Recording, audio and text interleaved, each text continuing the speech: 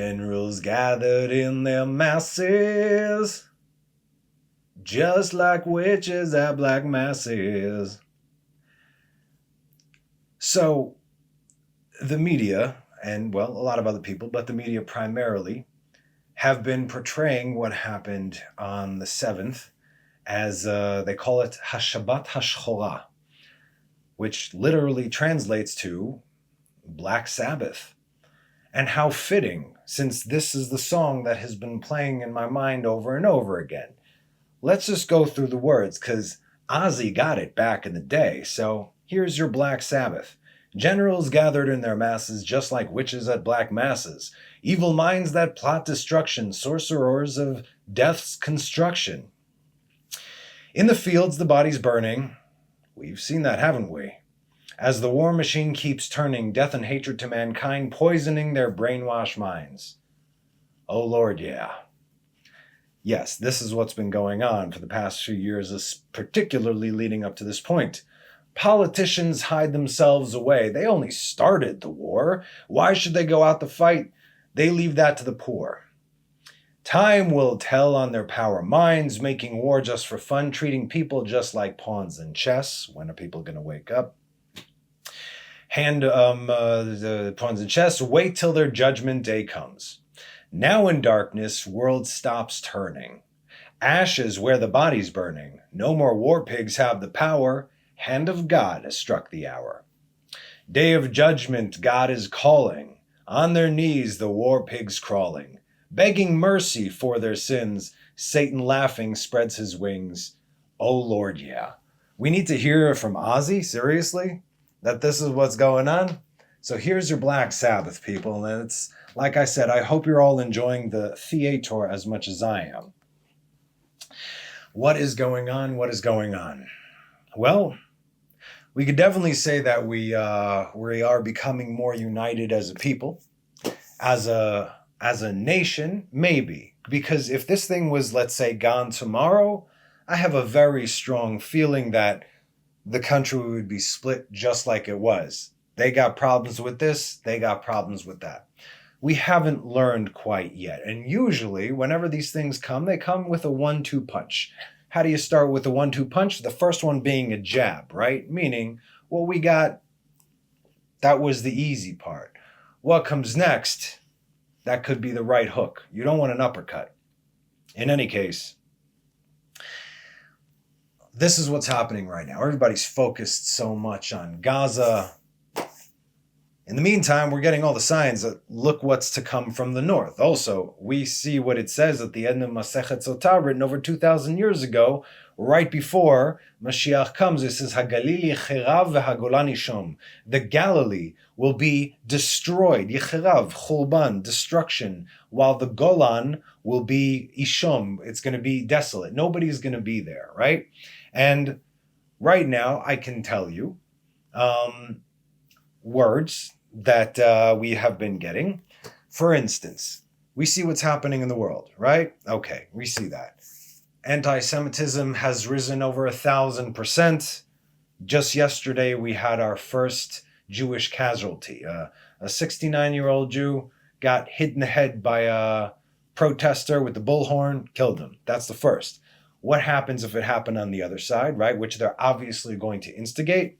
All the Jews, it's open season. So, Jews, if you're in the States, if you're in definitely France, anywhere else in the world, we told you there's going to be a massive wave of Aliyah from the time of Yom Kippur 2023. Gates are going to close 2 years later, 2025. You will be lucky if you make it over here with suitcases in your hand, let alone the shirts on your back. You have been warned, okay? That's first. Second of all, just got word that actually a very big Kabbalist who lived in the States just arrived here in Israel yesterday, who visited 2 other very prominent individuals here in Israel. We're talking about some of the Lamed Vav Tzadikim, the hidden righteous, and he was going to go back. But once he got here and he got plugged in, basically, he said, I'm not even returning. I'm done. I'm here right now. Redemption's at hand. I'm not leaving.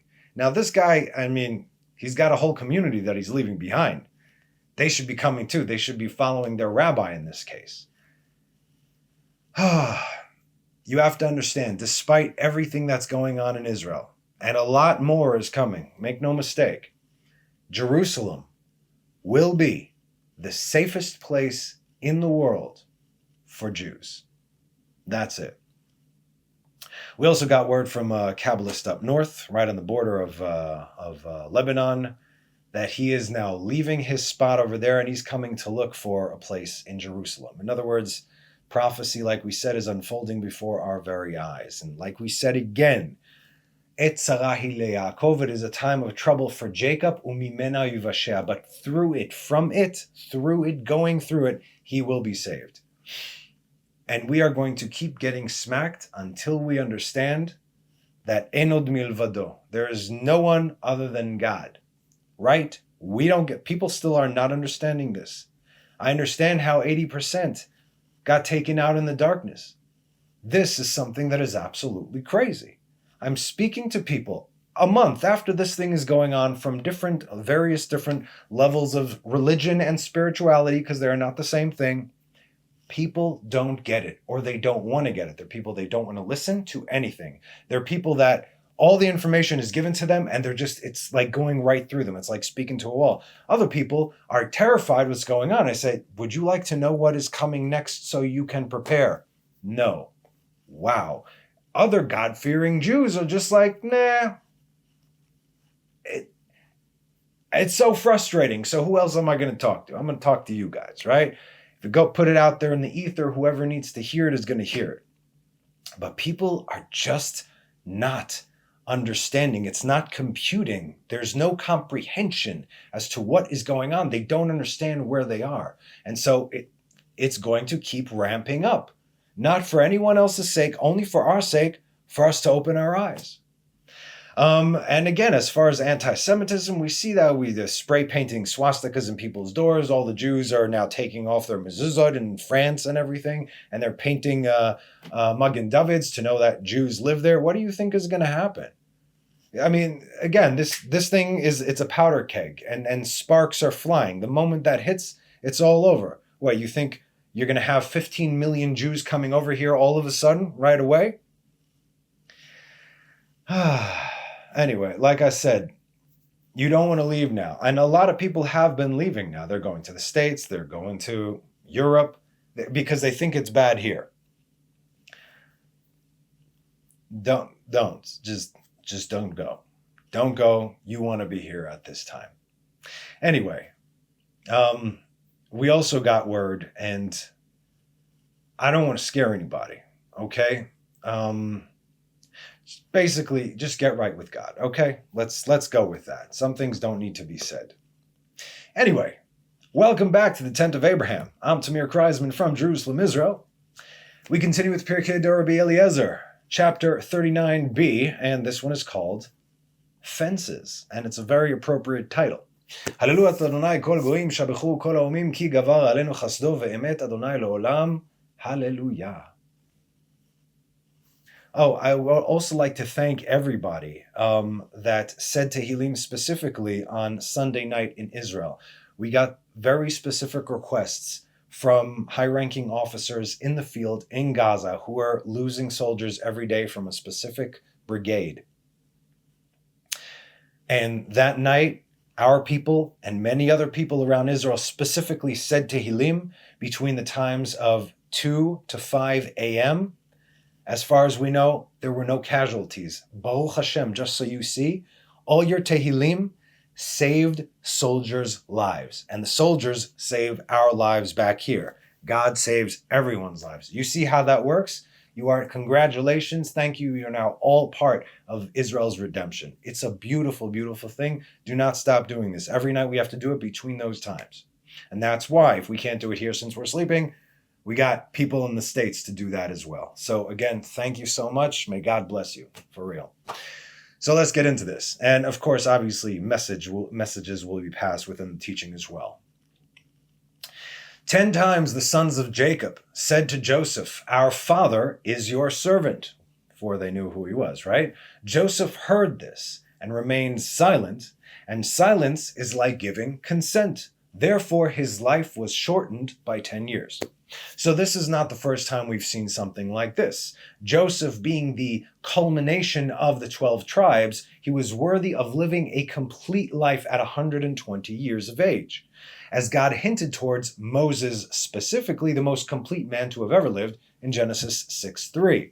Vayomer Adonai lo yadun ruchi ba'adam leolam beshagam hu basar, v'ayu yamav 120 shana. And the Lord said, let my spirit not quarrel forever concerning man, because he is also flesh, and his days shall be 120 years. So again, the English, you lose everything from the Hebrew. We're going to focus on one word, which has no translation. The word beshagam. What is beshagam? Nobody knows. But beshagam, since it has no translation, it has a numerical value of the name Moses. And his days, meaning beshagam, and his days shall be 120 years. Right there, Genesis 6:3. So Joseph lost 10 years because he did not object to his father being called his servant or slave 10 times. And this is also to show you that God's word is true. What does it say in the 10 Commandments? Exodus 20, verse 12. Honor your father and your mother in order that your days be lengthened. If you dishonor your father and your mother, your days will be shortened. That's how it works. It's not, yes, positive and negative. And Joshua also, this happened with Joshua. From the tribe of Ephraim, from the root and seed of Joseph himself, was worthy of living 120 years. He is also the root of Mashiach ben Ephraim. And he's supposed to live 120 years, just like his rabbi and his mentor, Moses. But when God told him that once he completes his mission of defeating the 31 Amorite kings in the land of Israel, once his mission is complete, he would die. When he heard this, he began to drag his feet. Compared with Moses, of when God told him that when he would complete his mission, he too would go. Moses didn't skip a beat. He kept on moving at a steady pace, right? Joshua slowed down. So Joshua lost 10 years.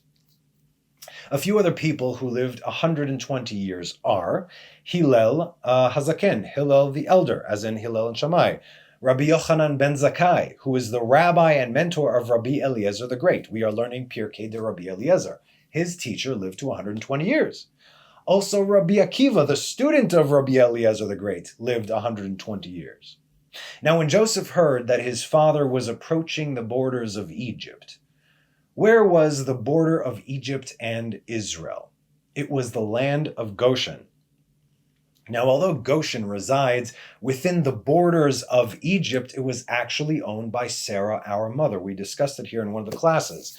We learned about this as Pharaoh gave it to her as a gift, and to Abraham, he gave a boatload of riches, including his daughter Hagar, right?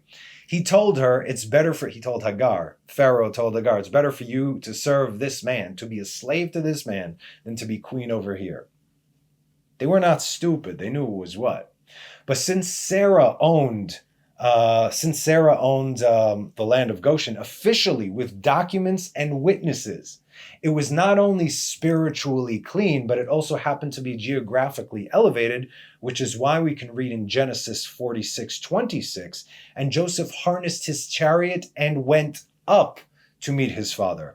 Yesor Yosef merkavto vaya'al likrat Israel aviv, Goshna, right?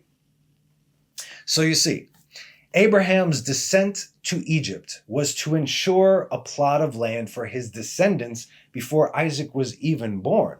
All this, he had to go there to already break them. You understand? That's why God also, he walked him through the entire land of Israel. Wherever your foot steps, whatever you see, Simba, wherever your eye can see, this land belongs to you, Abraham. Where do you think it was taken from? Anyway, when Joseph heard that his father was approaching the borders of Egypt, he took the people with him, and they went out to greet his father. We also discussed this, right? So there's another understanding regarding the ascent away from the heart of Egypt to the outskirts of Goshen. Yes, Goshen could have very well been geographically elevated, but also, when a person shows honor to their father, they are elevated on their own personal state. In other words, they're elevated because they show honor to their father. 10 Commandments, after all. Now take Joseph the righteous, honoring his father Jacob the chosen, and so by default, anyone who went with Joseph would be spiritually elevated as well. All the nation goes forth to greet a king, but the king does not go forth to greet any man. Joseph was basically the king of Egypt, right? Pharaoh was chilling. Joseph was running the entire show. Pharaoh said everything he says, you do. And again, Joseph ruled for 80 years, 40 when Pharaoh was alive, then Pharaoh died. He left a small child behind. Joseph became like a father to that child, and Joseph then reigned exclusively by himself for another 40 years. That's 80 years, it's the longest reign. So what does this come to teach us? If Joseph is now the number one dude on planet Earth, this comes to teach us that the father of a man is like his king, because look what he did for his father Jacob. Rabbi Pinchas says that the spirit of holiness hovered over or rested upon Joseph from his youth until the day he died. When do we see, again, we discussed this, Holy Spirit, right? Sure, yeah, everybody's got Holy Spirit on that side. No, they don't. Holy Spirit does not dwell within you, it rests upon you. Shoah halecha, it is above you. It comes and goes when it is needed. So when do we see this in Joseph's youth? When he dreamed the dreams. He was 17 years old. These were obviously prophecies that came true when his family descended to Egypt. Then we could see it again in Genesis 39. The Lord was with Joseph, and he was a successful man, and he was in the house of his Egyptian master, and his master saw that the Lord was with him, and whatever Joseph did, the Lord made prosper in his hand. When Ruach HaKodesh is upon you, everything you do, you're always making the right choice. You understand? It's almost like it is leading and guiding you to do whatever it is that you need to do, and you're allowing this to happen. It's complete unison with the Shekhinah. Then, of course, later when he solved the dreams of the two ministers in prison, and afterward again when he solved Pharaoh's dreams, we could see this in Genesis 41. So Pharaoh said to his servants, "Will we find anyone like this man, a man in whom there is the Spirit of God, asher ruach Elohim bo?" Then Pharaoh said to Joseph, "Since God has let you know all this," full recognition, "there is no one of us as understanding and wise as you. Navon v'chacham, chokhmah and binah." Then obviously, everything that he did would all play out for the sake of God's plan with Israel in the end. That's why he was there. That's why everything took place, right? This is how we knew that it was really Ruach HaKodesh, because it served God every step of the way, okay? We've all heard people say, Holy Spirit told me that, and guess what? I know for a fact that no, it didn't, because you're absolutely wrong. So what does that make you? Aside from a liar. I don't want to say prophet, although some people think that they are. We don't do that, people. That's not within what we believe. Let them believe that. It's okay. They're digging their own graves. That's fine. So again, it's because it serves God every step of the way. Now, Joseph wasn't just a wise king. He was an incredible tactician as well. He went to war and he won every battle. And his last famous words on his deathbed can be read in the last few verses of Genesis 50, and this was also a prophecy. Joseph said to his brothers, "I'm going to die. God will surely remember you and take you out from the land out of this land to the land that he swore to Abraham, Isaac, and to Jacob." Miss all that in English. Let's go into the Hebrew. Vayomer Yosef elechav anochi met ve'elohim pakod ifkod etchem. Remember those words, right? Pakod ifkod is the secret code which God gave him to give to them, so that, meaning to the children of Israel, to his brethren, so they could then pass that along, and then they could recognize when Moses, the Redeemer, was coming along, right? What happened when Moses came along? He did signs and wonders for them. They weren't moved by it. They're like, great, good for you. People could do signs and wonders, right? That's why it specifically says in Deuteronomy, don't get excited by people doing signs and wonders for you. That's not what this is about. Bilam could do signs and wonders. Are you going to follow him? Come on. So, first of all, it was for the people, and then one more time, pakod ifkod. The next time, in the next verse, it's for Moses' sake, as he was the one to carry the bones of Joseph out of Egypt. Vayishaba Yosef et bnei Yisrael le'emor, pakod ifkod Elohim etchem, va'alitem et atzmotai mizeh. And Joseph adjured the children of Israel, saying, God will sure, this is pakod ifkod, you, and you shall take up my bones out of here. So the first one was for them, to recognize Moses. The second was for Moses to bring him out. Okay, we understand? Very cool. So prophecy from when he was a youth up until the time of his death. Rabbi Pinchas says that the spirit of holiness hovered over or rested upon Joseph from his youth until the day that he died. It would guide him in all matters of wisdom as a shepherd that leads his flock, as said in Psalms 80 verse 2. O shepherd of Israel, hearken, he who leads Joseph like flocks, he who dwells between the cherubim, appear. Ro'ei Yisrael ha'azina noheg katzon Yosef yoshev akruvi mofia. Now there's something that I noticed while I was writing this that I never noticed before, and it makes sense. Joseph looked exactly like Jacob, and Jacob, as we learned, had the face of Adam. So this could be relevant or not, but let's read this and you decide. This is my own thing, okay? So when Rachel came to Jacob complaining why he wasn't giving her a son, he answered her like this in Genesis 30 verse 2. And Jacob became angry because she said, if you don't give me a son, I'm going to die. And Jacob became angry with Rachel and he said, am I instead of God who has withheld you from the fruit of the womb? Vayechar af Yaakov berachel vayomer hatachat Elohim anochi. Am I it says hatachat is underneath. Am I beneath God? This may be presented as a question, am I beneath God? Or I am beneath God. Literally means that. Why? Referring to the Chayot HaKodesh, the holy animals beneath the throne of God. Above is the eagle, this is Moses. On the right is the lion, this is David. On the left is the ox, Joseph. And the face of a man beneath is Jacob. Now look at what Joseph tells his brothers in Genesis 50:19. Vayomer elehem Yosef al tirao ki hatachat Elohim ani. Don't be afraid. Here it says it poses a question, but here it's not a question. I am beneath God. Jacob said Anochi while Joseph said Ani. So they were both beneath God, meaning they could have both had the same face, or Jacob was the face of the man, and Joseph was over there on the left as an ox. In other words, they both stated Hatachat Elohim Anochi. Now I gotta wonder, I didn't look, but I don't recall, let's say, David ever saying that, nor do I recall Moses ever saying that, I am beneath God, right? But in any case, I just thought this was very interesting.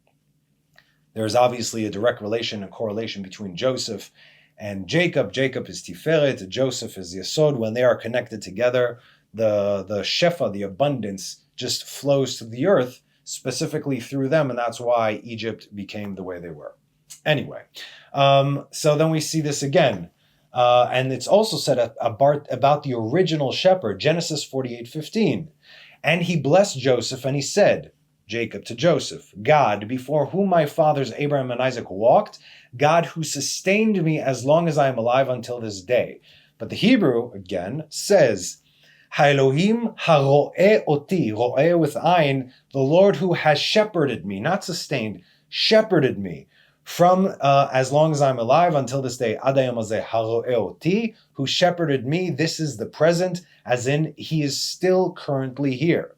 And not only that, Jacob is now telling us essentially that even though he was in 22 years of darkness, right? He sees now that God was with him all along, not leaving him for a moment. We can relate to this, can we not? But it's almost impossible to see it when we're actually in it, when we are in that darkness. This could also be a daily struggle on a personal level. These are mini redemptions, if you will, that happen all the time. Let's continue. But still, with all his wisdom, Pirkei de Rabbi Eliezer says, with all Joseph's wisdom, the wife of Potiphera enticed him. And when he wished to accustom himself to sin, yes, we'll explain, he saw the image of his father and he overcame his desire. So this must be broken down. With all his wisdom, the wife of Potipharah enticed him. Okay, now, while I'm writing this, things just started coming to me. Very relevant things to what we are going through right now as a people and how it all started as individuals. And yes, this has everything to do with fences. Our sages brought this up. That's what just sparked this thing. Joseph was easily the wisest man in Egypt, right? No, there's no doubt. It clearly says he was easily the wisest man in Egypt. He was constantly being fed info. As we just read, Ruach HaKodesh was always hovering over him. So he had wisdom, insight, understanding, knowledge, prophecy. He could basically see the near future also and navigate accordingly. He knew everything. If that is the case, then how could it have possibly been that he let down his guard and allowed himself to be in the house alone with her? He returned to the house when she was there alone, and he knew this, knowing full well that she was there, a predator, and she had an appetite for the boy, for goodness sakes. He ran Pharaoh's house. He knew everything that went on a very basic level. He knew everyone's schedules. He knew where every single person would be. And he knew that he would be alone with her in the house. How? So our sages say that he should have made a fence for himself. And that's what sparked the thing. What is this fence? The one that will save your life. We're going to go on a little diatribe right now, but this guaranteed will save your life. And we will absolutely see it not only from scripture, but for goodness sakes, did our fences not get breached just it's now 4 or 5 weeks ago. It started on Yom Kippur when the mechitzot were breached, if you will. As we are told in the awesome book of Leviticus, the very heart of the Torah, the book by which we are called to live in order to be holy, for God is holy. The book which the Christians particularly hate because it is the literal opposite of what Jebus said. It's not what goes into the mouth. It's quite literally everything that goes in the mouth. Leviticus 18:30, and you shall observe my charge, not to commit any of the abominable practices that were done before you, meaning anyone that is not you, Israel. And you shall not become defiled by them. I am the Lord your God. Okay? All right. What does this mean? And you shall observe my charge. Ushmartem et mishmarti. Love the language here. Listen to the Hebrew. Ushmartem et mishmarti. The word shomer. What is a shomer? Shomer is a guard, right? Shomrim, by the way, that's what samurais are shomrim. It's a derivative from shomrim. Yes, Japanese is taken from Hebrew. They even have the way they write their language is the same kind of characters that we do. Samurais, shomrim, samuraim. Anyway, interesting. So the word shomer means guard. Ushmartem et mishmarti.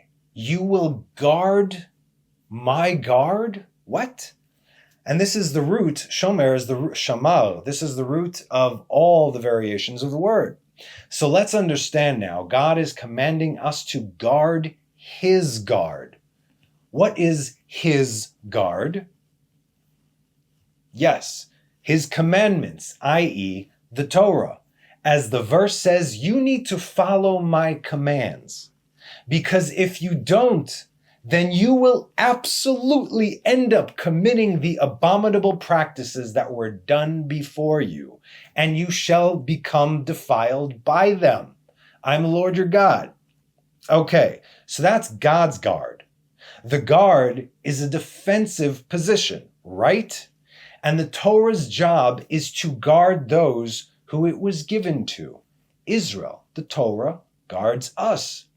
And it is the job of Israel to guard the guard? Absolutely. And this is the command that God is giving us here.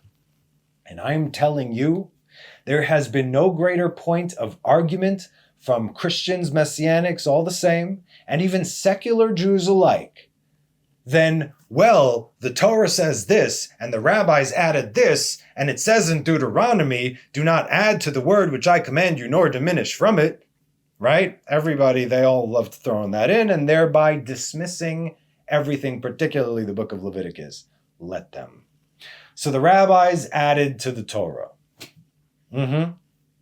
Of course they'd say that. They never read Leviticus. They can't. And even if they did so in any other language other than Hebrew. And even if they did read it in Hebrew, which some of them I'm sure may have, they still wouldn't understand whatsoever because they are coming with the foreign lens, Jebus, and not through the purity of heart because they cannot do it, because the Torah was not given to them. So yes, they will be reading our text, but they won't understand as they pervert its word to fit their agenda. And he said, go Daniel, for the words are closed up and sealed until the time of the end. Hello, time of the end. They will be clarified and whitened, and many will be purified. And the wicked will pervert them. And all the wicked will not understand, but the wise will understand. So, do I really need an idolater that worships another dead idolater explain my Torah to me? No. Those who worship another dead idolater and whose name millions today will end up where he is? Who are you listening to? Back to the fences and why they are necessary. This is from the Mishnah, which explains the Torah, right? Here you go, the rabbis. No problem, you don't have to be here. But anyway, the Mishnah is an extrapolation from the Torah. And this particular part is called Avot de Rabbi Natan, which is a more expounded upon version of the Ethics of the Fathers, Pirkei Avot. You guys have the book. A book which many people have. It's the big green one, right? If not, then absolutely get it. It's a good one. This is why we have fences. In Ethics of the Fathers 3:13 it says, Rabbi Akiva said, merriment and frivolity accustom one to sexual licentiousness. True. Tradition is a fence to the Torah. Tithes, a fence to wealth. You want to protect your wealth? Tithe. Vows, offense to abstinence, offense to wisdom, silence. Siag lechochma shtika. So, tradition is offense to the Torah. Now, what does it mean to make offense to the Torah? From Avot de Rabbi Natan, chapters 1 and 2, I'm not going to read it all because it's a lot. He gets into it and they give example after example. And again, all these examples are from the Torah. So you can't say that anybody made these things up. They are just simply connecting dots the way nobody from any other religion can. And make a fence around the Torah and make a fence around your words, okay? The way the Holy One, blessed be He, made a fence around His words. And Adam made a fence around his words. And the Torah made a fence around its words. Moses made a fence around his words. Even Job and even the prophets and sages, they all made a fence around their words. And all this gets broken down, right? Now, each one of these can span pages and pages and pages, but for time's sake, and I have mercy on you too, I'll give you the basic points without the lengthy explanations of God, the Torah, and Moses. Okay, we're not going to go into the others, but again, I'm giving you like a paragraph when there could be, I encourage you to read this, and you can even find this in Sefaria. Avot de Rabbi Natan, chapters 1 and 2. Okay? Enjoy. What is the fence that the Holy One, blessed be He, made around His words? It says in Deuteronomy 29:23, all the nations will say, why has the Eternal done such a thing to this land? This teaches you that it was well known to the one who spoke and brought the world into being. What is it? Baruch Shamal Vaya Olam, He who spoke. Yeah, exactly what I said. That's just the Hebrew of it. That future generations would say this. In other words, He knew that people nowadays would say, all the nations will say, why has the Eternal done such a thing to the land? God knew that this would happen. Therefore, the Holy and Blessed be He said to Moses, Moses, write this and place this in the Torah for future generations. Deuteronomy 29:24-25. Then they will be told, because they forsook the covenant of the eternal, and they went and served other gods and bowed down before them, gods that they did not know and were not meant for them. Others, yes, not for Israel. But here we learn that the Holy and Blessed be He made a fence around His words and wrote after this what they would one day say. Because of this, He is able to take reward away from His creatures with no argument. No one told me. Really? Because it's written in Deuteronomy. What do you mean no one told you? It's written in Deuteronomy. And we got this in all languages. Even in the Pshat and the simple text, we can understand what to do and what not to do. Right? God obviously knew this. He placed a fence. Why? Because. So He's able to take reward away from His creatures. You didn't do it. It was right there. There are no excuses. Again, that's just one of... It's a whole list. Read it. Understand this. What is the fence that the Torah made around its words? It says in Leviticus 18:19. Here we go, Leviticus. Do not come near women during her period of impurity. Perhaps you would still think that one could hug her or kiss her and speak flirtatiously with her.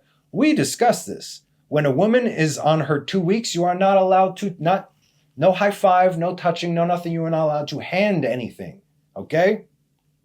So the verse tells you, do not come near, it says. Perhaps you will still think, because there are always people, well, like, I'm not going to have sex with her, but I could hug her a kid. No, perhaps, no, not even, okay. Perhaps you would think one could still sleep next to her on the bed, as long as she was clothed.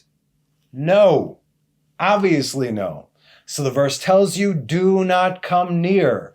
Perhaps you would still think, and yes, there are those that are always trying to find a way. She could wash her face and put up makeup on her eyes. So the verse in Leviticus 15:33 says, she is in her period of exile. That is, all the days that she is in her period of impurity, she will be in exile. Yes, there's a separation.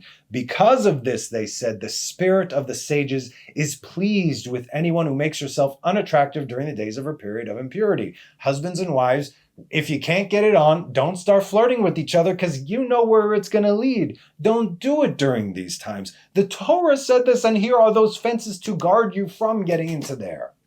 The spirit of the sages is displeased with anyone who makes herself attractive during the days of her period of impurity. You understand? There's no reason for this. It doesn't do anything. Well, I'm not going to cross that, but I'll just get there. You entirely miss the point if that is the case. What is the fence that Moses made around his words? It says in Exodus 19:10, the Eternal said to Moses, go to the people and keep them holy today and tomorrow. This is what God told Moses before they received the Ten Commandments, right? But Moses, the righteous, did not want to say this to them the way that the Holy One, blessed be He, said it to him. So instead he said to them in Exodus 19:15, prepare yourself for 3 days, not today and tomorrow, for 3 days. Do not go near a woman. Moses added an extra day for them on his own, and this was in accordance with the Holy One, blessed be He. If you continue reading, you will see exactly why. I'd rather not get into this exactly right now, but you could read why, and it makes perfect sense, and it was good. You see, you understand. Moses understood this. What, God didn't understand this? Of course He understood this, but He also knew exactly what Moses would do. God knows the nature of man. He made us this way. Fences are not something new. We use them all the time today, do we not? Think about it like this. A fence could keep you up to a point where you're not going to fall off. It says you have to build fences around your roof, right? We live on the 12th floor. If we did not have a fence around our balcony, we wouldn't even get close to the end. But because the fence is there, we feel safe. I'll lean over the balcony. I'm not afraid of heights. I'll lean over the balcony because I know that the fence is there. But if the fence was not there, I know that once I pass over there, oh, but the sin is not, it's a little further down. No, once you pass over there, you're not Superman. God is doing this on purpose, saying fences, because you take that one extra step, you're dead. Fences are meant to keep people in, and others meant to keep people out. We got prisons, right? In the Torah, both are used, and they are there for our own sake. But we look at it as a restriction, right? Do you understand how the Satanists look at the Torah? You could joke all you want, but they believe this. God is the bad guy who trapped Adam in the Garden of Eden, the prison of Eden, if you will, and the serpent came and freed him. Do you not understand? They believe that God is a bad guy and the serpent is a good guy, and he gave them knowledge. That's why they worship knowledge. They worship knowledge. Okay. And yet the greatest fence, you want to know Israel's greatest fence? There is no greater fence than this. The greatest fence that Israel has is the Shabbat, the Sabbath. And it ain't black. If we guard the Shabbat will protect us. There were 24 kibbutzim around Gaza. There was a massacre in 22 of them. 2 of them, not a single Hamasnik entered. Why? Because they both, as a community, decided to keep Shabbat. Therefore, they would keep their gates locked throughout. So Hamas just went elsewhere. Now, again, this is not to say that if you do keep Shabbat, you're not going to get taken out. Plenty of Orthodox Jews were taken out. This is not how this works. But this shows us that if we all keep Shabbat as a people, as one nation, this would never happen. Never. And there's an ongoing fight today from the same people who protested for 40 weeks leading up to the destruction of Yom Kippur. Yeah, that's when the destruction really happened. Believe it or not. The destruction of Yom Kippur. The same people that are doing this are fighting that everything should be open here on Shabbat. What are you going to do? It has to be everybody or it's nobody. It's not going to work otherwise. Now again, we keep seeing and hearing miracles, first accounts of survivors of what happened over there. The 2 kibbutzim, I just heard this before Shabbat. My father told me this story because one of the guys who was in one of the kibbutzim who were keeping Shabbat was there when the Hamas was trying to get in. They actually tried to get in, and there happened to be a helicopter with a platoon filled with paratroopers inside. The Hamasniks were shooting at the helicopter. The helicopter landed right in the middle of the kibbutz, of the Shomer Shabbos kibbutz, platoon full of, fighters get out, and they start killing everybody all around over there. God lowered angels from heaven right over there for the kibbutz of Shomer Shabbos that almost got infiltrated. The other one they didn't touch because they don't even bother with the fences. Just an example. Another thing right now, the one hostage that was saved, the girl that was saved, the single hostage that was saved, her uncle went to shul on Shabbat. He said, you know what, I'm going to keep Shabbat right now for the sake of, I forgot her name. And then when he got an aliyah, he made a deal with God. He's speaking this, a complete secular Jew, never kept Shabbos in his life. He says, Ribono shel olam, I promise you, I will keep Shabbat for the rest of my days if she is released.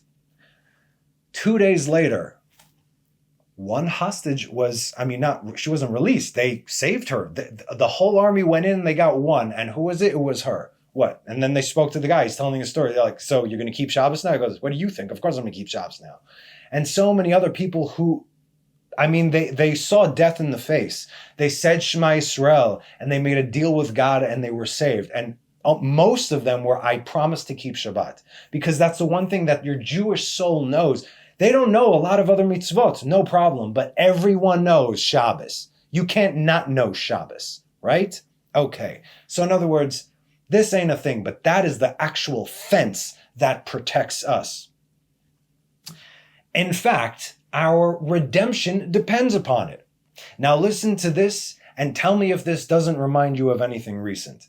Masechet Shabbat 118b. This is a Talmud. Rabbi Chia bar Abba said that Rabbi Yochanan said, with regard to anyone who observes Shabbat in accordance with its halachot, even if he worships idolatry, as in the generation of Enosh, God forgives his sin, and it is stated in Isaiah 56:2.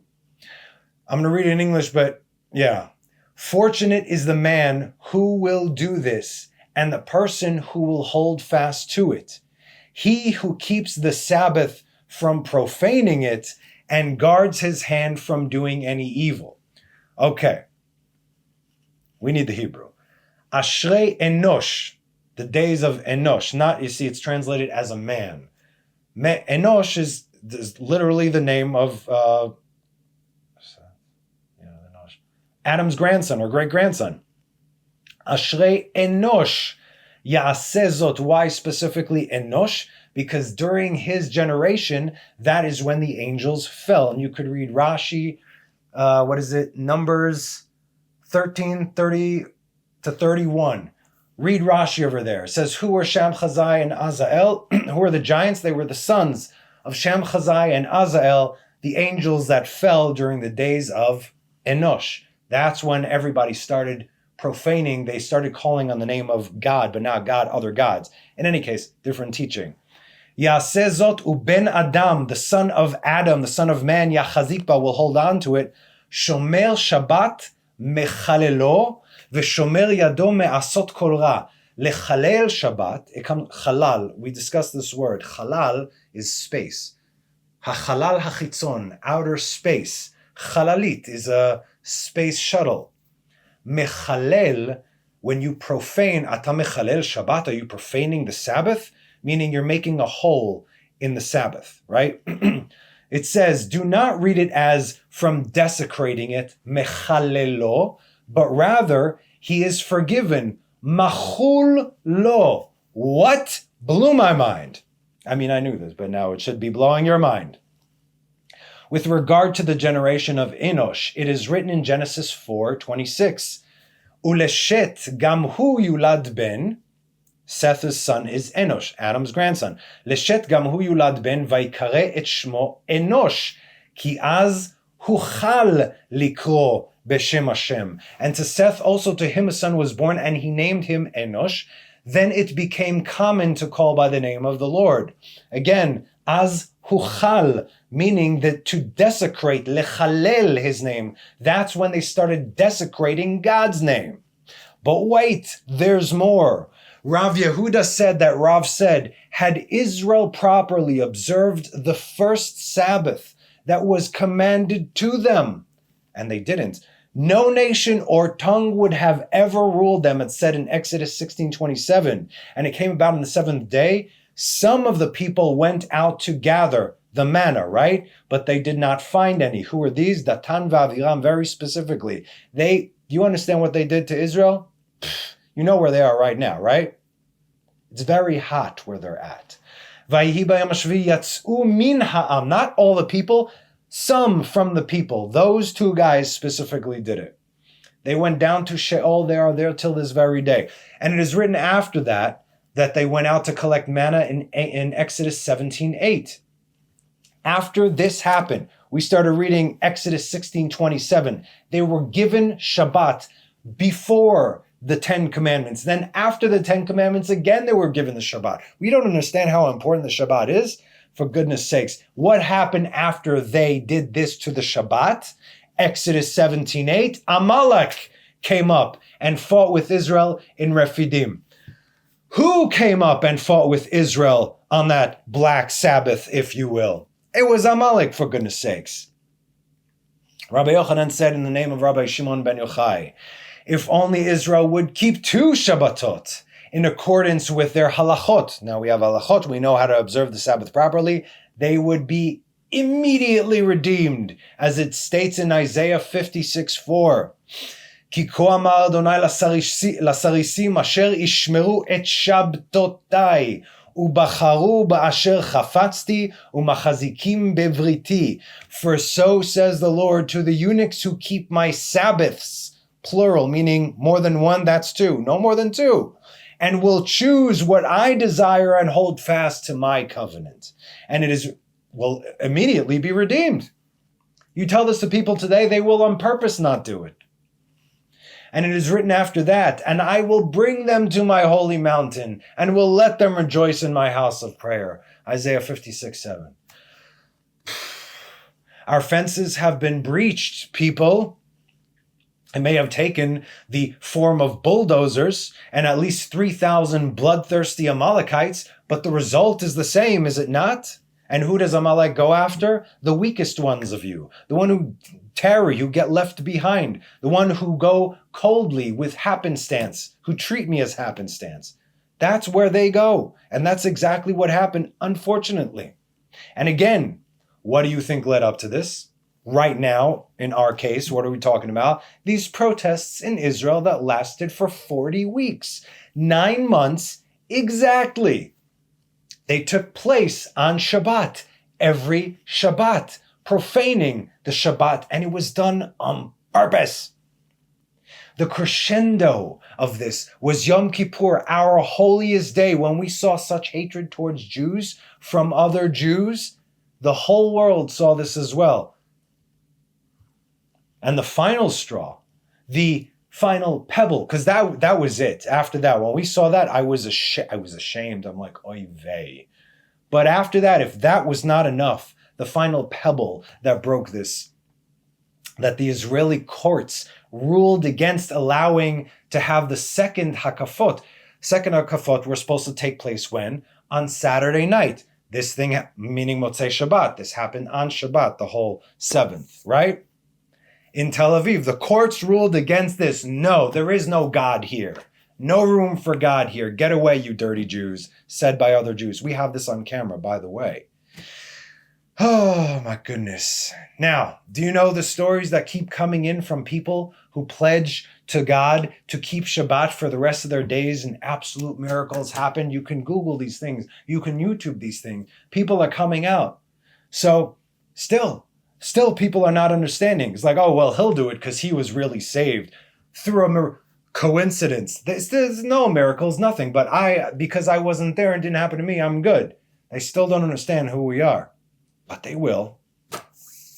We have to face reality, and we have to come to terms with the fact that we can no longer do for ourselves. We can't.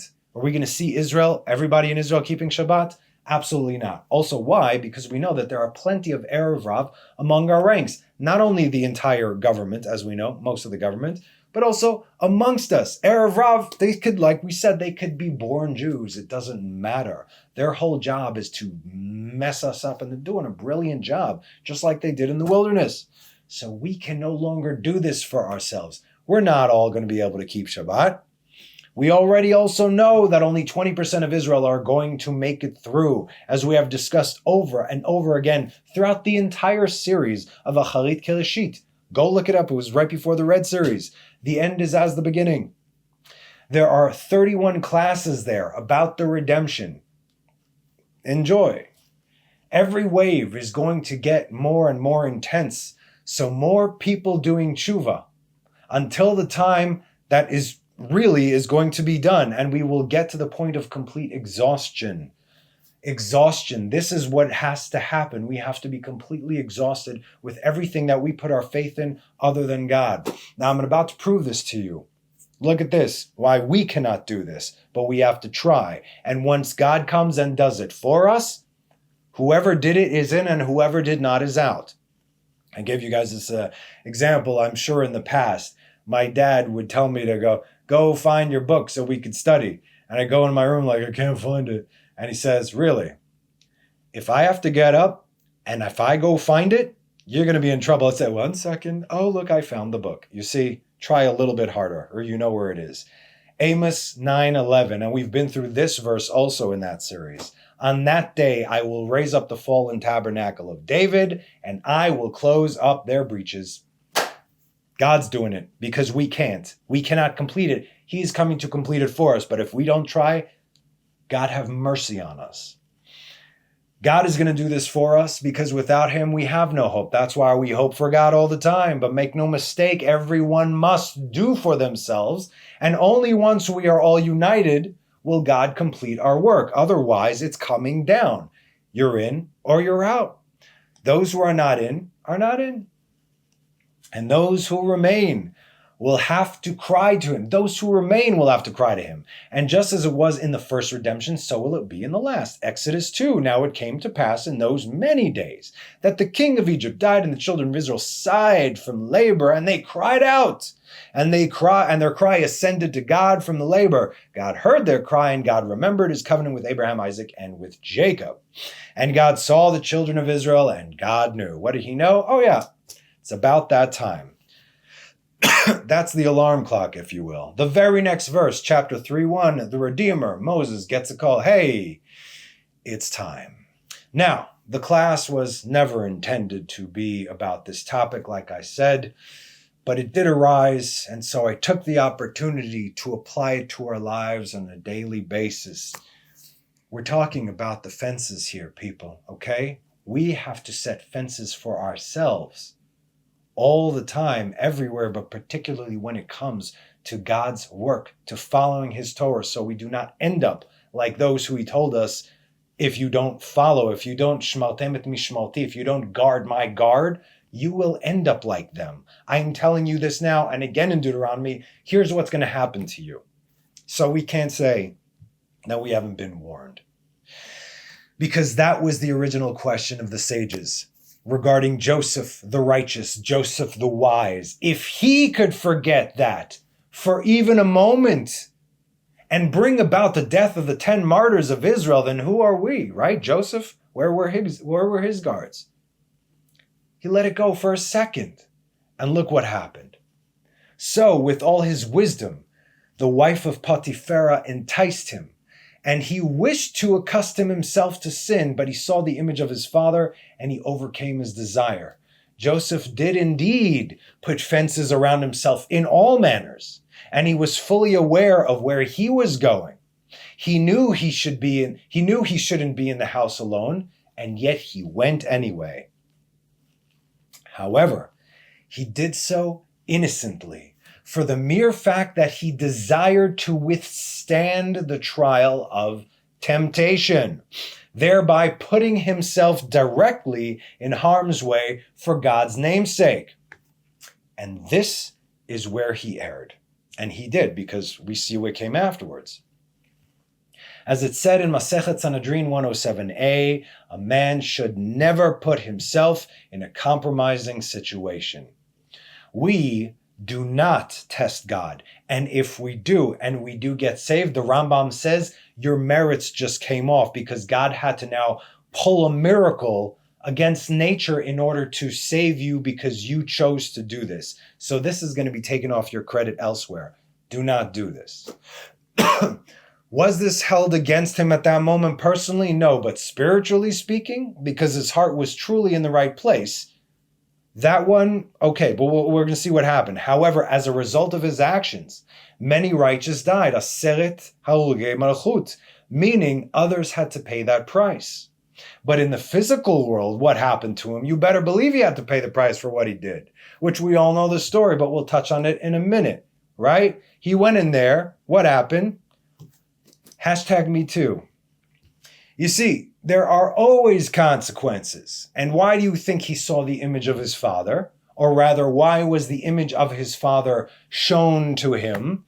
Because he was about to fail the trial that he put himself in, which is why he needed saving. You see, because if Joseph would have slept with her, the whole world would have been destroyed. He would not have been the tzaddik, the righteous anymore. He could not have been the king of Egypt. He would not have been able to save the world from starvation, and everyone would die. End of story. So he saw the image of his father and he overcame his desire. Baruch Hashem. 3 overcame their desire before their creator, and they are Joseph, Boaz, and Palti ben Laish. We know the story with Joseph. He overcame. Again, he had some help. The story with Boaz is that Ruth lay at the foot of his bed. You could read over there. It's only 3 chapters. She lay at the foot of his bed all night, and he didn't touch her, having to overcome his temptation. And that night, yes, Satan was tempting him like crazy. It was specific. That's why he became also, he was the great-grandfather of King David. And Palti ben Laish was given Michal. Who was Michal? Saul's daughter, after he already gave her to David. First he gave Michal to David. Then because, Saul turned on David, David fled. He said, okay, David's banished. Michal, I'm giving you to Palti. Palti knew that she didn't belong to him despite the king's decree, and he did not lay a finger on her. Beautiful girl. Gave her as his wife? No, because he knew. man of valor. By the way, if you actually read about this, it said that he had a spark of Joseph in him to help strengthen him over there. This is discipline. This is exemplary behavior. And at least in 2 of those cases, the fate of the world depended upon them pulling through. Now, today, thank God, the fate of the world is not in any one single person's hand. However, our lives and the lives of others are absolutely dependent upon our actions. This is a time unlike any other time in history. This could be the greatest of times or the hardest of times, and it is entirely dependent upon us. Those who do not change, if you are not changed by what is going on right now, who do not do tshuva, again, a Jew has a job. If you do not change, the borders are shrinking, you will be on the outside. This is not me. You see, enough, right? If you do not do tshuva, those who do not follow the commandments of God, he will have no place in the world to come. And like we said, despite everything that happened, people just don't get it. It's very frustrating. I don't know what else to do. And if that is indeed the case, I guess we're going to wait for the bigger boom. And on, and on, and on, and bigger, and closer, until whoever is left. There is a reason that at the end of time, our prophets were calling us the remnants of Israel, She'erit Israel, as in Misha Nishar, whoever remains. Get your house in order, do what you need to do, and God willing, I'll see you guys next week. So thank you for joining me. Have a wonderful rest of the week, and have a Shabbat Shalom. Bye-bye.